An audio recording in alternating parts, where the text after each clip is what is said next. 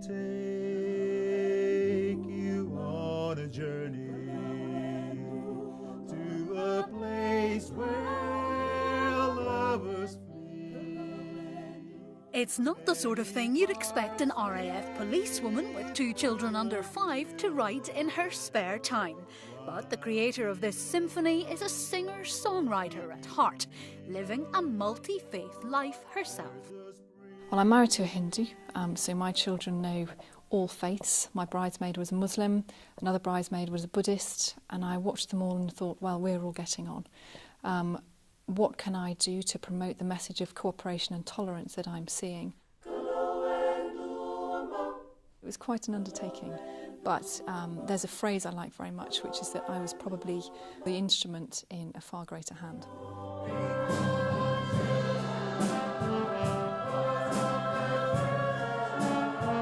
None of the central singers in the One Voice project is professional.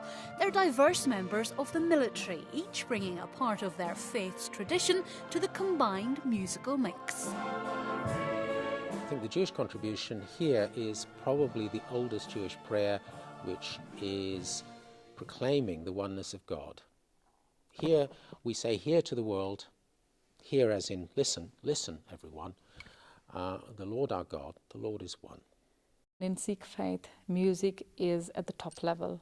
We believe that when nothing connects you to God, music does. You sit and listen to something scriptural or even like something musical.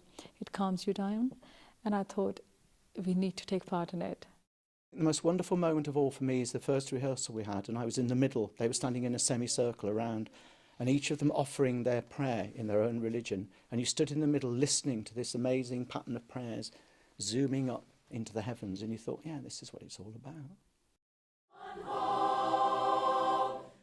We don't classically worship as such, although if you class worship as a creative response to your creator or the world around you, then you know, I'm worshipping with my friends today, albeit in a humanist way. So the end result is we're all interested in the same thing. How can we be compassionate and live happily with each other? And I feel my voice is as important as theirs is important to me. As services, we work well together, and it shouldn't be too much of a shock that we're pulling together something like this with so many different religions. The project's been underwritten by the RAF recruitment and selection team. Its patron is Dame Judy Dench, who's a Quaker. The wider vision will involve a film and an educational challenge for schools. But for now, the focus is on recording the single. At worst, we'll just have a really good musical product, but at best we'll have something that shows what the military at its best, at its most diverse, at its most culturally diverse, with all the different religions and faith groups. We're all very welcome and included. A Path to Peace will be released in December. Julie Knox, Forces News, RAF Northolt.